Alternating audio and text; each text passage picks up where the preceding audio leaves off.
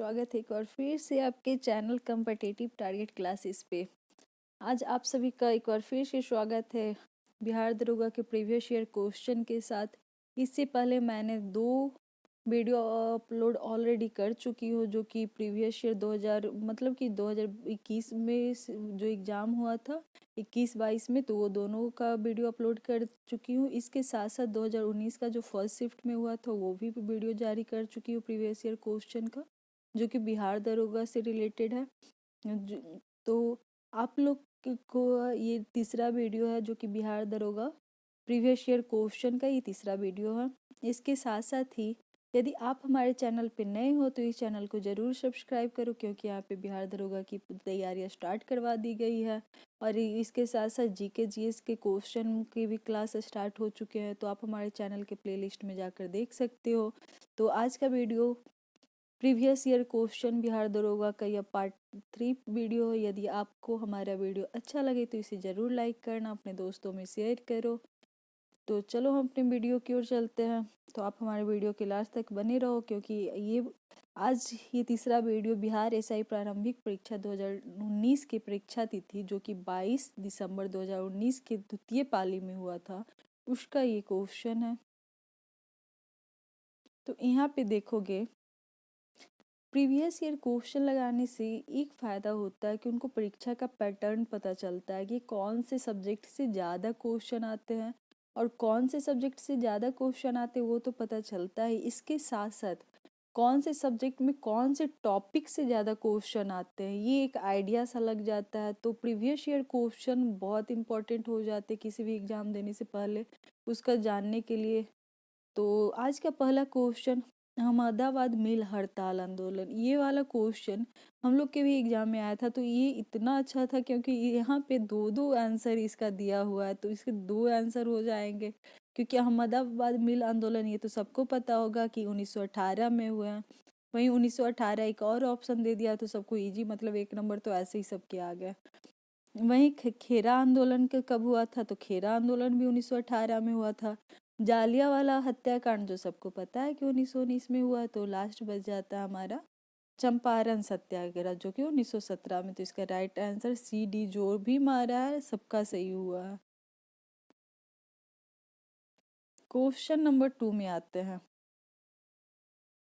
भारत में दोबारा चीता लाने के लिए राष्ट्रीय बाघ संरक्षण अथॉरिटी निम्न में से किस देश से चीता लाने की योजना बना रही है, तो इसका राइट आंसर हो जाएगा ऑप्शन नंबर बी। चूँकि ये करेंट अफेयर का क्वेश्चन है, तो अभी के तो करेंट अफेयर का न्यू क्वेश्चन आ गया होगा। ऐसे मैं सबका एक्सप्लेनेशन भी बताते चलूँगी जी, जहाँ इम्पोर्टेंट लगेगा। भारतीय संविधान की उद्देशिका में न्याय शब्द के निम्नलिखित में से किस रूप का उल्लेख नहीं है, तो किसका उल्लेख नहीं है, तो यहाँ पे सबसे पहले बताती हूँ कि सामाजिक उल्लेख है, राजनीतिक उल्लेख है, वहीं आर्थिक है, लेकिन कानूनी नहीं है। तो इसका राइट आंसर हो जाएगा ऑप्शन नंबर बी। आगे की ओर चलते इसके एक्सप्लेनेशन में कि क्या दिया हुआ कि भारतीय संविधान की उद्देशिका में न्याय शब्द के लिए सामाजिक, आर्थिक, राजनीतिक रूप का उल्लेख है, जबकि कानूनी रूप का उल्लेख नहीं है। क्वेश्चन नंबर 4 में देखते हैं कि भारत के संविधान में निम्नलिखित में से कौन सी याचिका का उल्लेख नहीं है, तो ये नहीं वाला क्वेश्चन बहुत कंफ्यूज कर देता है। तो इसका राइट आंसर व्योदेश होगा, इसका उल्लेख नहीं है। इसके साथ साथ उल्लेख की बात किया जाए कि किनका किनका है, तो भारतीय संविधान में याचिकाओं का उल्लेख है बंदी प्रस्तुतीकरण, जो कि रीट होता है। क्या 5 तरह के रीट होते हैं जो कि मौलिक अधिकार में आते, जो हाई कोर्ट में यदि इसको जारी किया गया तो आर्टिकल 32 के तहत, यदि सुप्रीम कोर्ट में जो जारी किया जाता है तो अनुच्छेद 32 की तरह, हाई कोर्ट में अनुच्छेद 226 में। तो ये सारे क्वेश्चन जो है आपको बहुत डीपली में समझाया गया है हमारे चैनल के प्लेलिस्ट में जाकर पॉलिटी वाले क्लास में देखो, जहाँ मौलिक अधिकार होंगे वहाँ पे सारे बताए जाएंगे रेट। तो यहाँ पे तो इसका आंसर हो जाएगा जो 5 तरह के रेट होते हैं कौन कौन होते हैं, बंदी प्रत्यक्षीकरण। तो ये बंदी प्रत्यक्षीकरण क्या होते हैं, जिसमें आदमी को मतलब कैदी को 24 घंटा के अंदर जो ये पेश किया जाता है वो उनके बारे में परमादेश, मतलब वो अपने मतलब ये सारे का एक्सप्लेनेशन दिया हुआ है, आप जाकर देख सकते हो। प्रतिषेध, उत्प्रेक्षण, अधिकार परीक्षा, जबकि व्यावदेश का उल्लेख नहीं है। क्योंकि सबके बारे में भी डिफिनेशन बताने लग जाएंगे तो वीडियो बहुत लंबा हो जाएगा।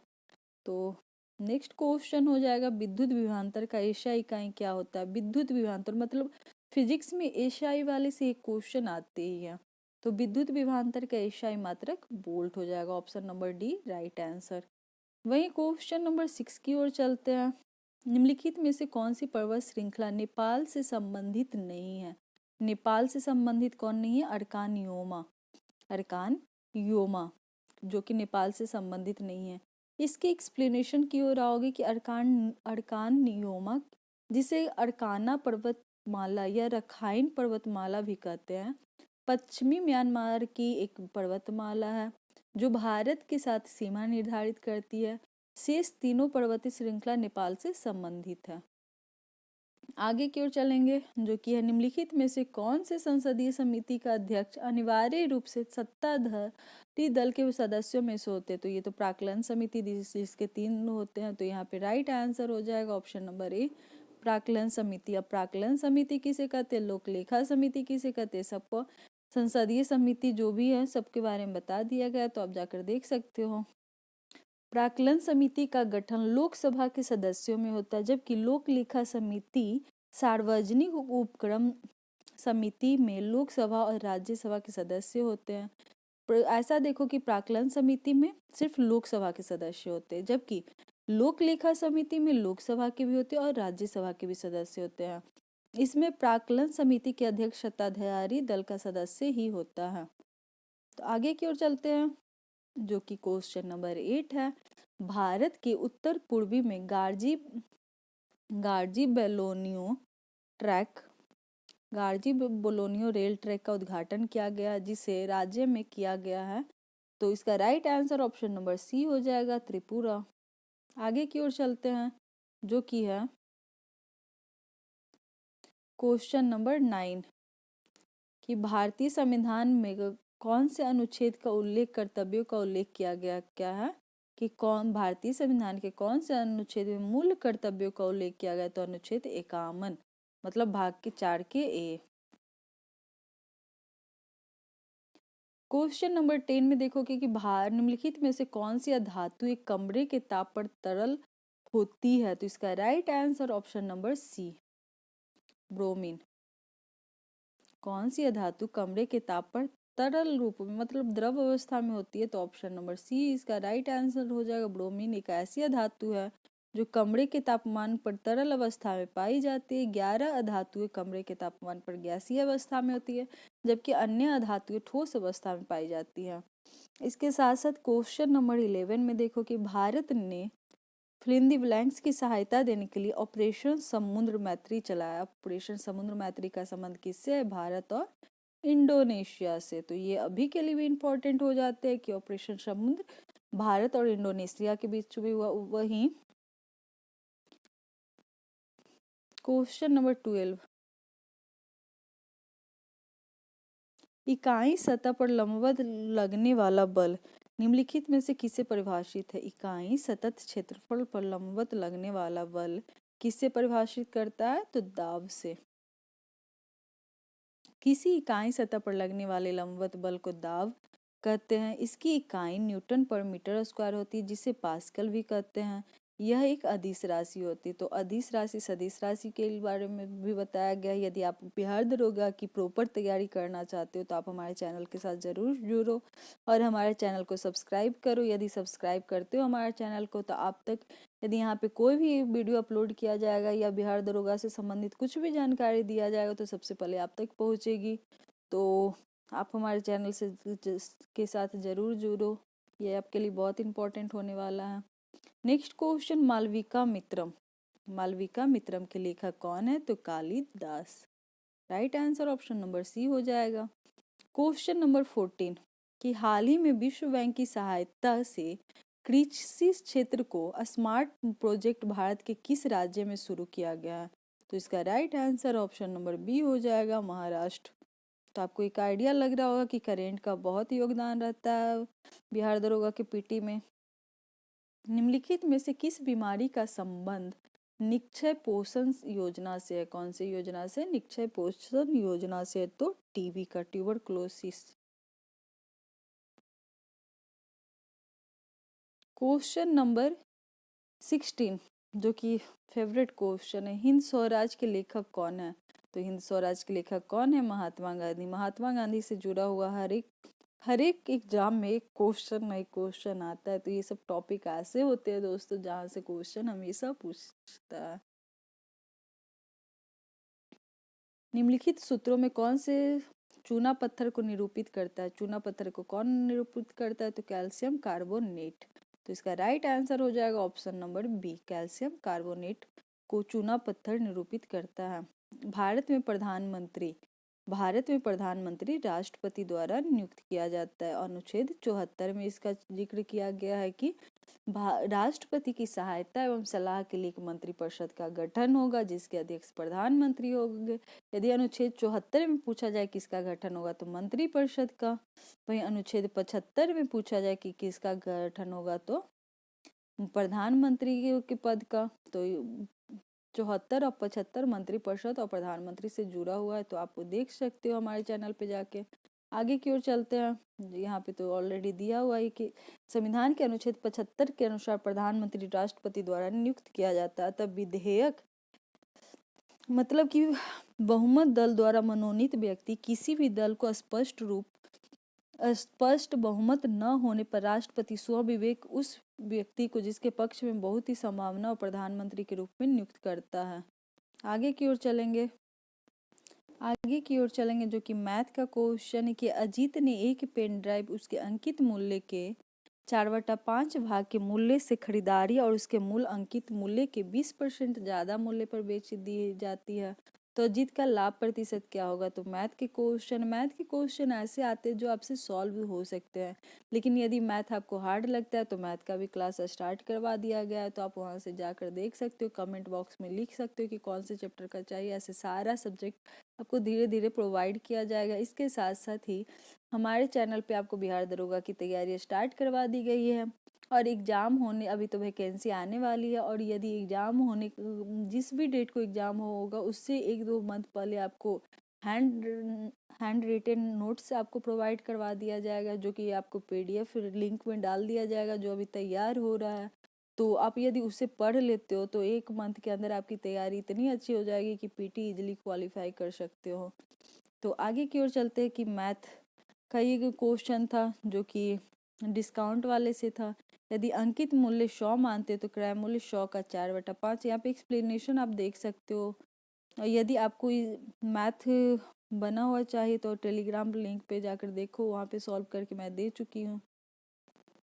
वहीं क्वेश्चन नंबर 20, किसी धनराशि का 10% वार्षिक ब्याज की दर से 3 वर्ष का साधारण ब्याज और चक्रवृद्धि ब्याज का अंतर 170.5 रुपये है, तो वो धनराशि क्या होगी? तो इसका राइट आंसर 5500 हो जाएगा। ये सब मैथ 2 लाइन में बनने वाला है, जो कि आप लोग को एक ट्रिकी वे में यहाँ पे बताया जाएगा CISI, जो आपको बहुत ईजी होने वाला है। तो आगे की ओर चलते हैं जो कि है करेंट का क्वेश्चन, जो कि 21 नंबर क्वेश्चन है कि 66वां सीनियर पुरुष राष्ट्र कबड्डी चैंपियनशिप 2019 किसने जीता? तो इसका राइट आंसर हो जाएगा ऑप्शन नंबर ए, इंडियन रेलवे ने। आगे की ओर चलते हैं जो कि है सर चार्ल्स वुड डिस्पेच या वुड प्रेक्षण भारतीय इतिहास में फ्लिंदी प्लेन्स के क्षेत्र में एक मील का पत्थर था, तो किस में था? तो शिक्षा। वुड का डिस्पेच जहाँ पे भी आएगा तो वहाँ पे जान सकते हो कि किससे संबंधित है, तो शिक्षा से। तो यहाँ पे देखो कि इसका right answer option number B हो जाएगा। सर चार्ल्स वुड का डिस्पेच या वुड प्रेक्षण भारतीय इतिहास में क्षेत्र में 1 मील का पत्थर है, शिक्षा के क्षेत्र में 1 मील का पत्थर है। आगे की ओर चलते हैं क्वेश्चन नंबर 22, हीराकुंड बांध किस नदी पर निर्मित है? हीराकुंड बांध किस नदी पर है? तो महानदी पर। इसका राइट आंसर हो जाएगा ऑप्शन नंबर ए, महानदी, जो कि उड़ीसा राज्य में है। तो आगे की ओर चलेंगे। क्वेश्चन नंबर 24, खमसीन निम्नलिखित में से किस देश का स्थानीय पवन है? खमसीन किस देश के स्थानीय पवन है? तो इसका राइट आंसर हो जाएगा मिस्र, ऑप्शन नंबर सी। खमसीन मिस्र का स्थानीय पवन है।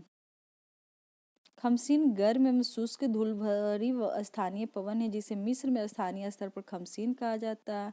नेक्स्ट क्वेश्चन 25, तारों का टिमटिमाना तारों की रोशनी के वायुमंडल से फिलिंदी ब्लैंक्स के कारण होता है, तो अपवर्तन के कारण। ये मैंने बताया कि यदि स्थिति में चेंज होंगे तो कुछ भी होगा तो अपवर्तन। यदि पेंसिल को पानी में रखा जाए, उसको पानी में क्या ऊपर की ओर मिले तो तैरता हुआ मिले तो वो भी किसके कारण होगा? अपवर्तन। मतलब कुछ चेंजिंग होंगे तो वो अपवर्तन के कारण होंगे। यहाँ पे दिया ही होगा कि तारों को टिमटिमाना तारों की रोशनी के वायुमंडल से अपवर्तन के कारण, मतलब अपवर्तन किसको बोला जाता है? रिफ्रैक्शन इंग्लिश में। पृथ्वी से बहुत दूर होने के कारण तारे प्रकाश बिंदु के स्रोत प्रतीत होते हैं। तारों से आने वाली प्रकाश की किरणें पृथ्वी पर पहुंचने के क्रम में वायुमंडल से कई बार असमान तरीके से अपवर्तन होता है। इससे उनका पथ परिवर्तन लगातार होता रहता है, जिसके कारण तारे की आभासी स्थिति भी बदलती रहती है। चूंकि तारे की आभासी स्थिति बदलती रहती है तथा आंखों में प्रवेश करने वाले प्रकाश की मात्रा झिलमिलाती रहती है, जिसके कारण तारा कभी चमकीली तो कभी धुंधला प्रतीत होता है और तारे हमेशा टिमटिमाते प्रतीत होते हैं। यदि पूछा जाएगा निम्नलिखित में से कौन कथन सही नहीं है, तो इसका राइट आंसर डी होने से पहले सारे देखते क्या क्या है। इथेनॉल कमरे के तापमान पर तरल होता है, जो कि सही है। इथेनॉल को सामान्यतः अल्कोहल कहते हैं, सही है। इथेनॉल टिंक्चर आयोडीन में भी इस्तेमाल किया जाता है, ये भी सही है। इथेनॉल पानी में घुलता नहीं है, ये तो गलत है क्योंकि वो अल्कोहल होता है, तरल लिक्विड होता है, तो ऑफकोर्स पानी में घुलेगा। आगे की ओर चलते हैं, जो कि क्वेश्चन नंबर 28 है, सॉरी 27। निम्नलिखित में कौन सा विषय भारतीय संविधान के अनुसार संघीय सूची में सम्मिलित नहीं होते हैं? तो स्थानीय शासन, क्योंकि ये राज्य सूची में सम्मिलित होते हैं। कल के वीडियो में ही बताया गया, आप लोग देख सकते हो, पंचायती राज जो कि अनुसूची वाला बताया गया है। तो इसका right answer option number C हो जाएगा। भारतीय संविधान की 3 सूचियां होती है, संघ सूची, राज्य सूची और समवर्ती सूची, जो कि 7वीं अनुसूची में दिया गया है। जो कि संघीय सूची में मूल रूप में 97 विषय थे, लेकिन वर्तमान में 100 विषय हो गए। इसके अंतर्गत रक्षा, railway, reserve bank of India आदि संघ सूची में विषय है, जबकि स्थानीय शासन राज्य सूची में है। तो आगे की ओर चलते हैं, जो कि क्वेश्चन नंबर 28 है। वह उपकरण जो विद्युत धारा उत्पन्न करने के लिए इस्तेमाल किया जाता है, वो क्या कहलाता है? जनित्र, option number A right answer हो जाएगा। वह उपकरण जो विद्युत धारा उत्पन्न करने के लिए इस्तेमाल किया जाता है, मतलब विद्युत धारा उत्पन्न करने के लिए, तो जनित्र इसका राइट आंसर हो जाएगा। जनरेटर या जनित्र, यहाँ पे देखो, जो जनरेटर नहीं होता है शादी विवाह में या फिर कोई भी काम में आप यूज करते हुए देखे होंगे, जिसे विद्युत धारा उत्पन्न करने के लिए उपयोग में लाया जाता है, जो यांत्रिक ऊर्जा को विद्युत ऊर्जा में बदलते हैं। यहाँ पे देखो हो गए जनरेटर, यांत्रिक ऊर्जा को विद्युत ऊर्जा में बदलते हैं। आगे की ओर चलते हैं। ऑलिव रिडले सागरीय कछुआ के नाम से भी जाना जाता है, तो इसका राइट आंसर हो जाएगा ऑप्शन नंबर ए, जो कि है पैसिफिक रिडले सागरीय कछुआ। आगे की ओर चलते हैं, जो कि है क्वेश्चन नंबर 13 क्वेश्चन की 13वीं ईस्ट एशिया समिति पूर्व एशिया सम्मेलन का आयोजन निम्नलिखित में से किस देश में किया गया? तो इसका राइट आंसर ऑप्शन नंबर सी।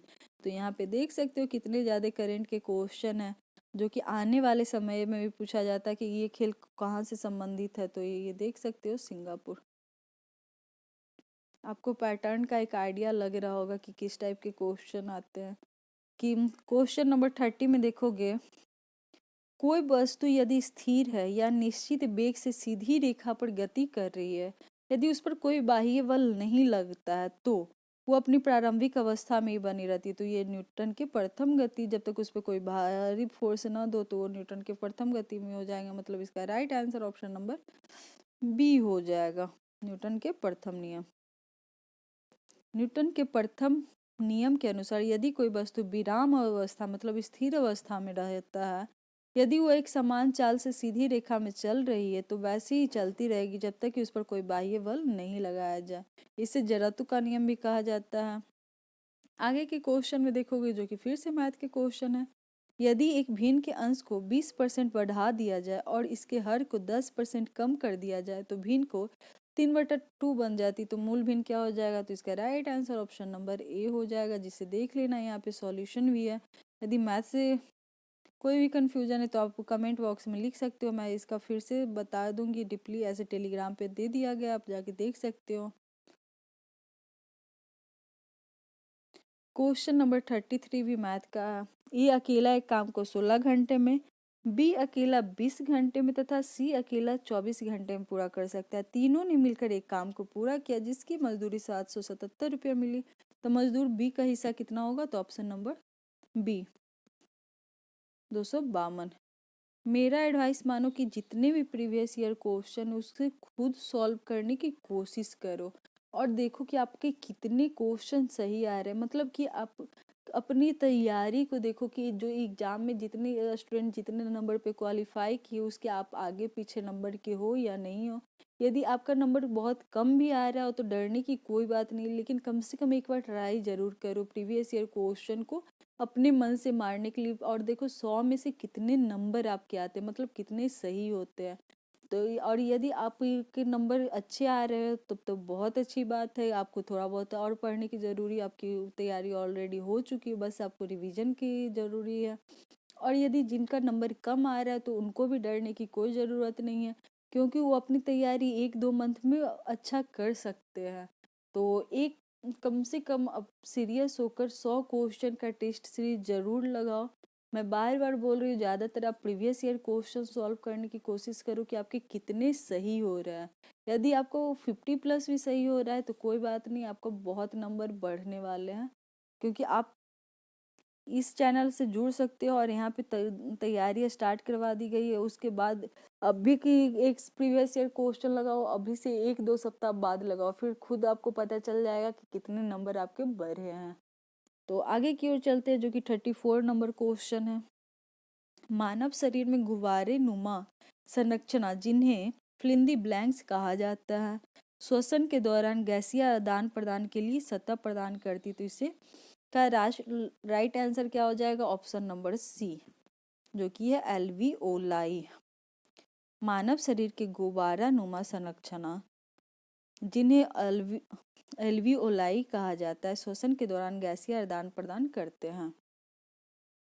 Question number 35, digital AFBR aware, digital currency aware निम्नलिखित में से किसके द्वारा लॉन्च की गई है? तो इसका राइट आंसर हो जाएगा UAE एवं सऊदी अरब, option number B.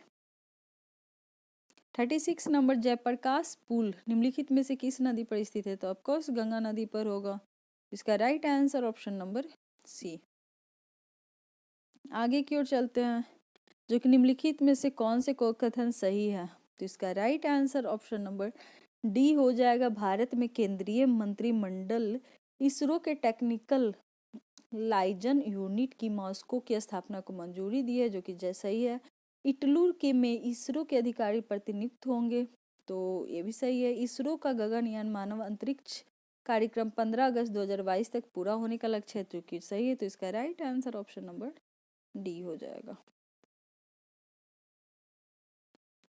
38 number question, Gujarat के भुज विनाशकारी भूकंप की उत्पत्ति किस वर्ष में हुई? तो इसका right answer option number B 2001 में। ये सब करेंट के क्वेश्चन है। निम्नलिखित कथनों पर विचार करें। तो कहाँ गया? तो इसमें भी सारे सही होंगे। 2018 ICC के अंडर 19 क्रिकेट विश्व कप की मेजबानी न्यूजीलैंड ने की थी, जो कि बिल्कुल सही है। 2018 आईसीसी अंडर 19 क्रिकेट विश्व कप भारत ने जीता था, सही है। 2018 आईसीसी अंडर क्रिकेट विश्व कप से ऑस्ट्रेलिया द्वितीय स्थान पर रहा। तो जिन्होंने मैच देखा होगा उनका तो ये 1 नंबर निश्चित है। तो 1, 2, 3 तीनों सही है। वहीं 2020 आईसीसी अंडर 19 क्रिकेट कप की मेजबानी इंग्लैंड करेगा, जो कि गलत है। तो इसका right answer option number B हो जाएगा।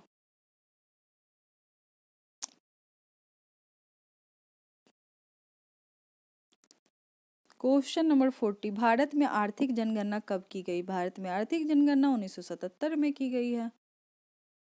तो यहाँ पे देख सकते हो, प्रथम जनगणना 1977 में, तृतीय 1980 में। तो यहाँ पे डाटा दिया हुआ है, तो डाटा जरूर याद करो। 7वीं आर्थिक जनगणना कब बोला जाएगा? तो 2019 में बोला। क्वेश्चन नंबर 49, 17वें लोकसभा चुनाव कितने चरणों में संपन्न हुआ है? तो 17वां लोकसभा चुनाव कितने चरणों में संपन्न हुआ है? तो इसका राइट आंसर हो जाएगा ऑप्शन नंबर डी, 7 चरणों में। क्वेश्चन नंबर 42, निम्नलिखित में से कौन मलेशिया का 16वां राजा बना है? 16वां राजा बना है सुल्तान अब्दुल्ला। सुल्तान अब्दुल्ला। आगे की ओर चलते हैं। क्वेश्चन नंबर 43 में क्या है, चलो देखते हैं। समाचार पत्र रस्त गिरफ्तार सच बताने वाला का संबंध निम्नलिखित में से किस धर्म के सुधार से था? तो इसका राइट आंसर हो जाएगा, सच बताने वाला का संबंध पारसी से था, जो इसका right answer option number D हो जाएगा। 44 नंबर क्वेश्चन, सितंबर 2019 में राजस्थान के नवनियुक्त राज्यपाल कौन है? तो इसका राइट आंसर हो जाएगा 2019 में कौन थे? तो कलराज मिश्र, जो कि अभी भी हैं। ब्रेड मोल्ड या राइजोपस में जनन होता है?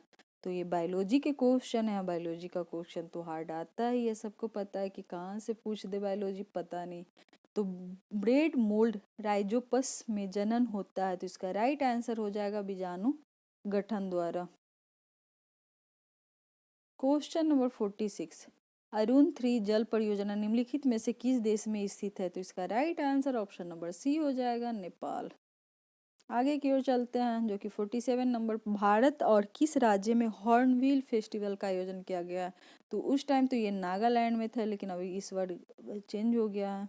तो हॉर्नबिल नागालैंड में, जो कि सही है। 48 नंबर क्वेश्चन, निम्नलिखित में से कौन से मानव जीवन के सभी दुखों के नाश के लिए अष्टांगिक मार्ग की सलाह देते? तो अष्टांगिक मार्ग की सलाह गौतम बुद्ध देते हैं।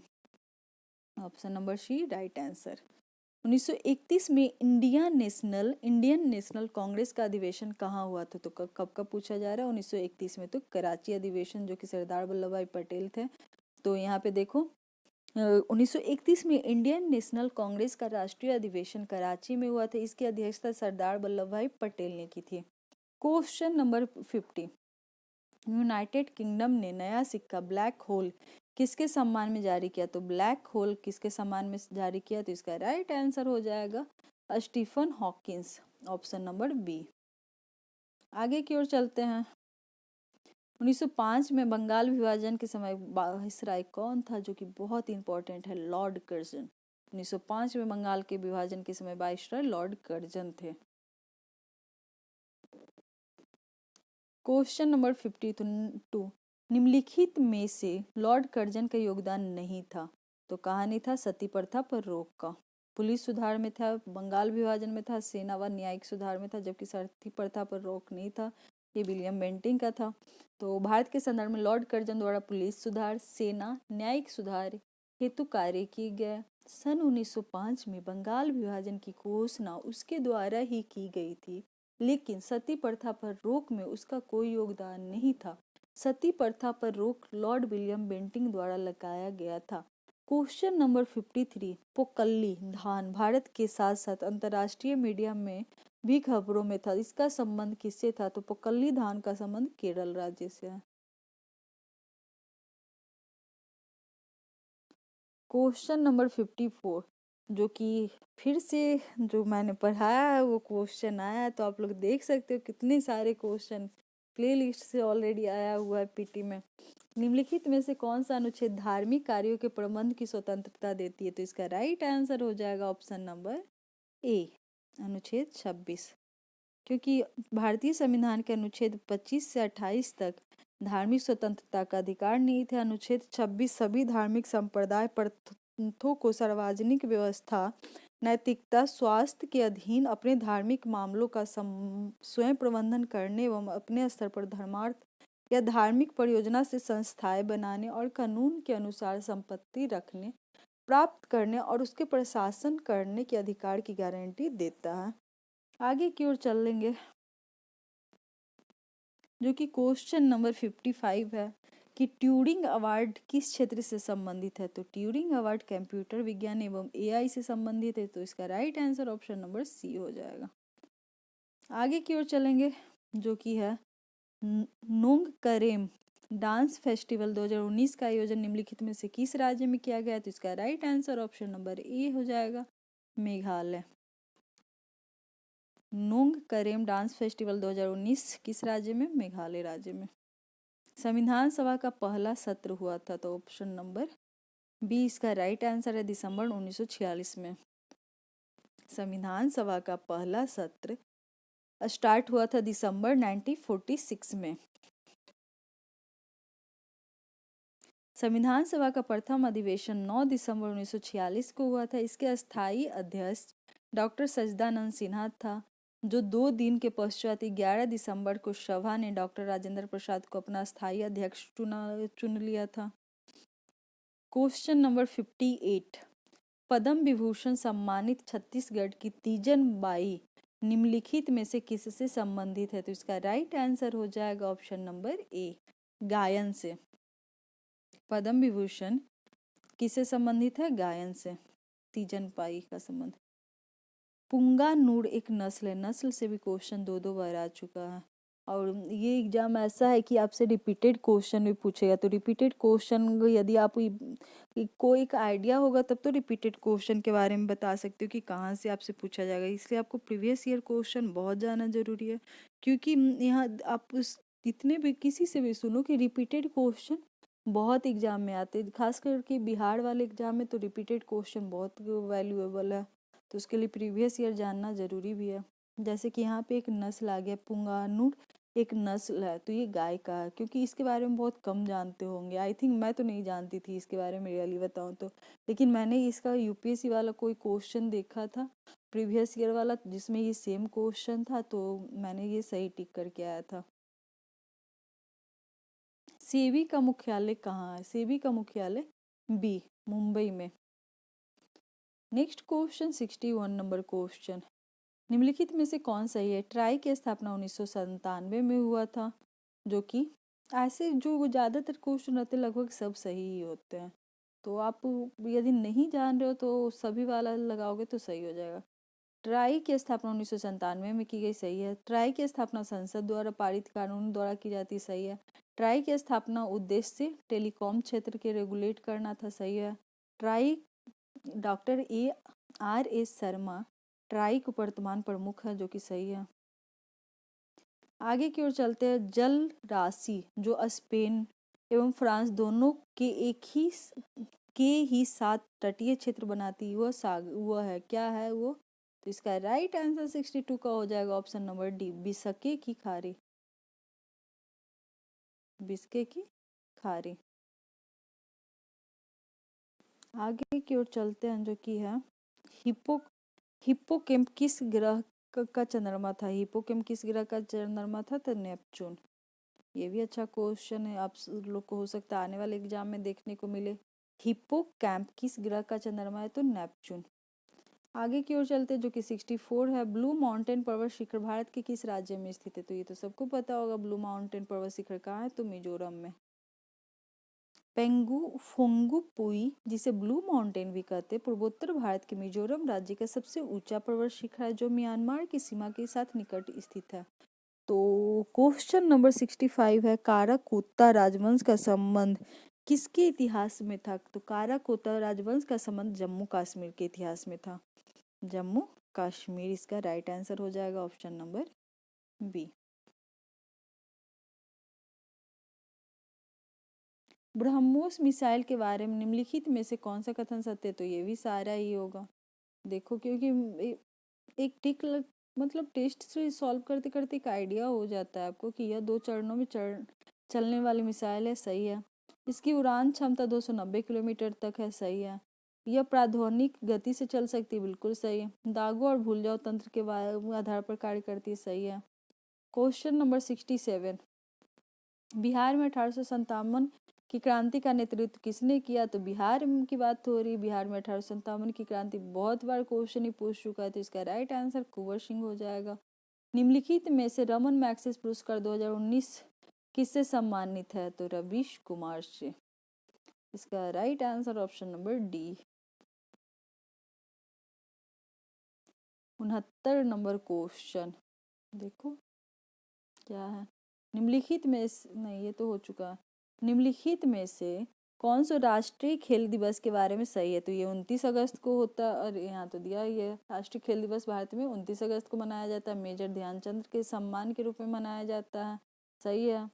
वहीं आगे की ओर भारत के राष्ट्रपति इस दिन प्रतिभावान खिलाड़ियों का सम्मान करते हैं, जो कि सही है। तो ऑप्शन C3 भी सही है। मतलब कि 2019 में इस दिन को मैरी कॉम को खेल रत्न पुरस्कार से सम्मान नामांकित किया गया, नहीं, ऐसा कुछ नहीं है। तो इसका राइट आंसर हो जाएगा ऑप्शन नंबर सी। आगे की ओर चलते हैं। क्वेश्चन नंबर 17, सार्क के सदस्य देश कौन है? तो इसको मैंने ट्रिक के सहायता से बताया, तो आप लोग देख सकते हो कौन कौन है यहाँ पे, तो सारे होंगे। सार्क के सदस्य बांग्लादेश, नेपाल, अफगानिस्तान, भूटान, श्रीलंका और ईरान है।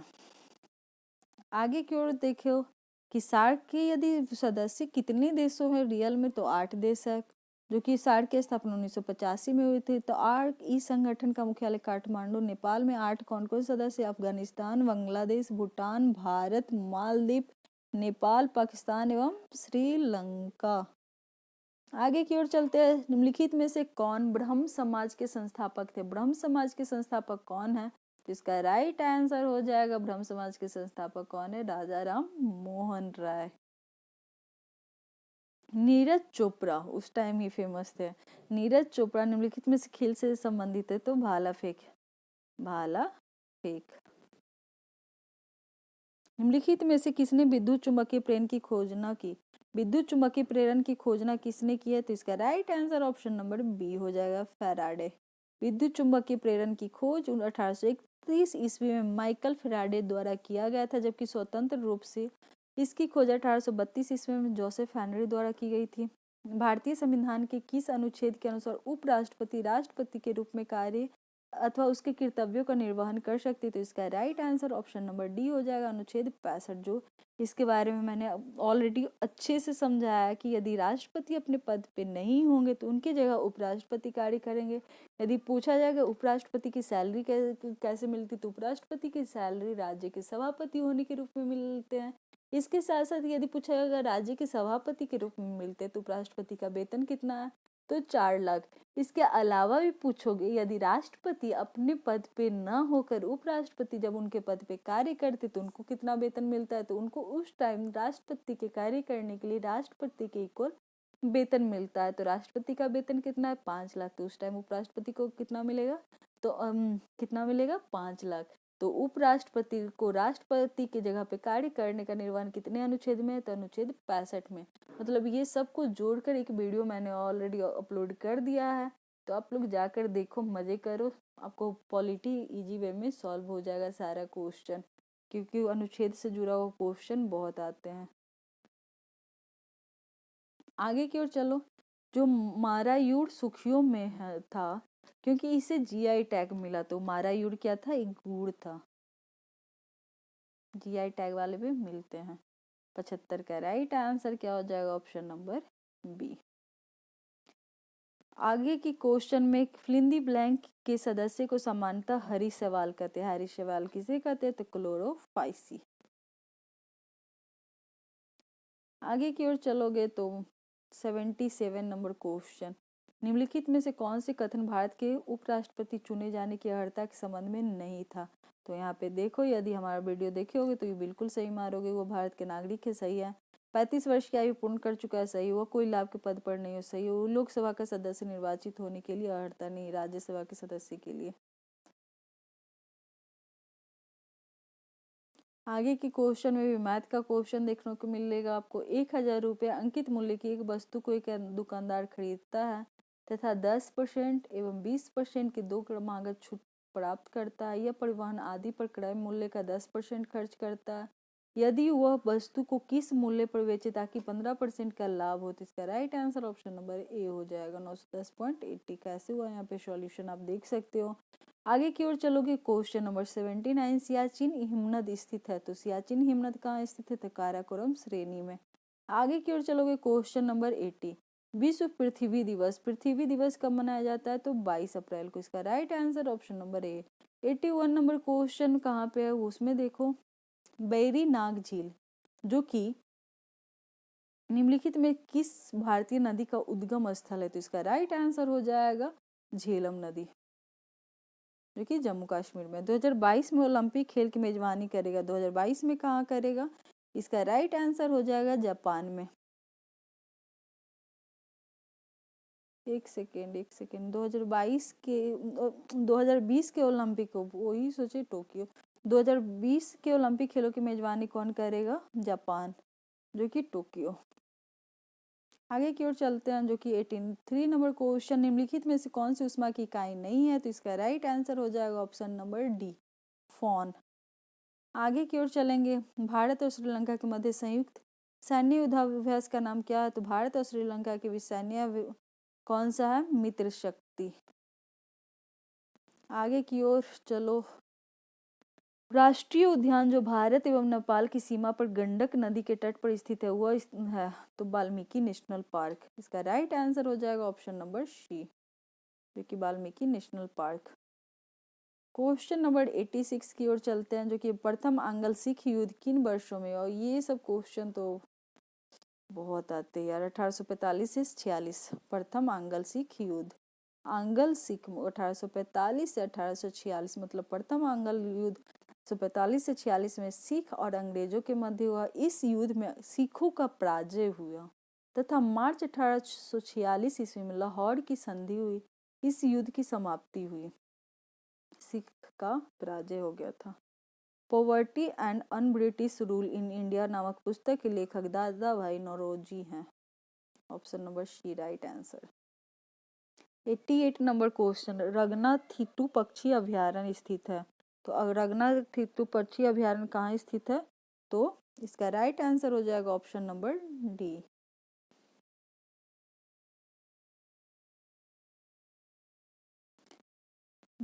Question number 89, milk of magnesia का पीएच मान कितना होता है, तो 10.5, ऑप्शन नंबर सी। आगे की ओर चलते हैं, क्वेश्चन नंबर 90 की ओर, कि 90 नंबर क्वेश्चन में क्या है, जो कि बिहार दरोगा एग्जाम में आया हुआ है।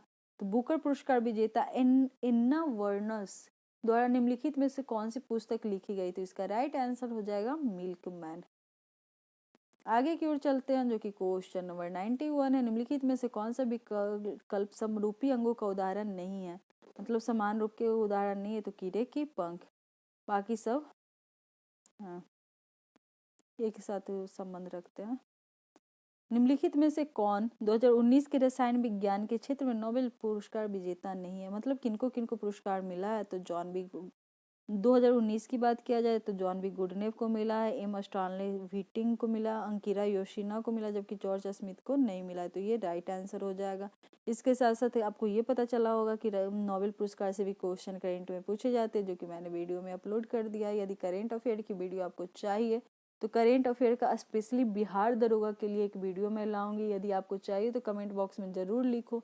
तो बिहार दरोगा के लिए 2022 जनवरी से लेकर 2023 जनवरी तक जितने भी क्वेश्चन है, जो कि सेलेक्टेड क्वेश्चन, उन क्वेश्चन को एक प्लेलिस्ट तैयार करके आप लोग तक पहुंचाऊंगी, और उतना वीडियो देख लोगे तो यकीन मानो आपको पीटी क्वालिफाई होने से कोई नहीं रोक सकता। यदि आपको चाहिए तो आप कमेंट बॉक्स में ज़रूर लिखो, तो मैं अपलोड कर दूंगी। भारतीय संविधान का अनुच्छेद 123 राष्ट्रपति की शक्ति देता है, तो इसका राइट आंसर हो जाएगा ऑप्शन नंबर डी, संसद के विश्रांति काल में अध्यादेश जारी करने की। भारतीय संविधान मतलब कि अनुच्छेद 123 क्या बोलता है, तो अध्यादेश के बारे में, जो कि राष्ट्रपति जारी करते हैं। 94 नंबर क्वेश्चन, निम्नलिखित में से कौन 29 अगस्त 1947 को गठित प्रारूप समिति के सदस्य नहीं थे, मतलब कौन नहीं थे, तो इसका right answer option number D हो जाएगा, राजेंद्र प्रसाद। बाकी थे अंबेडकर थे, सादुल्लाह थे व मुंशी थे। तो 29 अगस्त 1947 को गठित प्रारूप समिति के 7 सदस्य थे। कितने थे? 7 सदस्य थे। इसको एक मैंने ट्रिक के माध्यम से, ओके मैं ट्रिक के माध्यम वाला आपको वीडियो अपलोड कर दूंगी, ये बहुत इजी में याद है आपका हो जाएगा। अल्लादी कृष्णा स्वामी अय्यर, एन गोपाला स्वामी, बी आर अम्बेडकर, के एम मुंशी, सैयद मोहम्मद सादुल्ला, बी एल मित्र तथा डी पी खेतान। इसको एक मतलब ट्रिक के माध्यम से मैं बताऊंगी, जो कि आप लोग देखना बहुत इजी रहने वाला है, याद हो जाएगा साथ। क्वेश्चन नंबर 95, 2020 में ओलंपिक के लिए चेटी रोबोट्स किस देश में अनावृत किया गया, तो इसका right answer option number D हो जाएगा, जापान।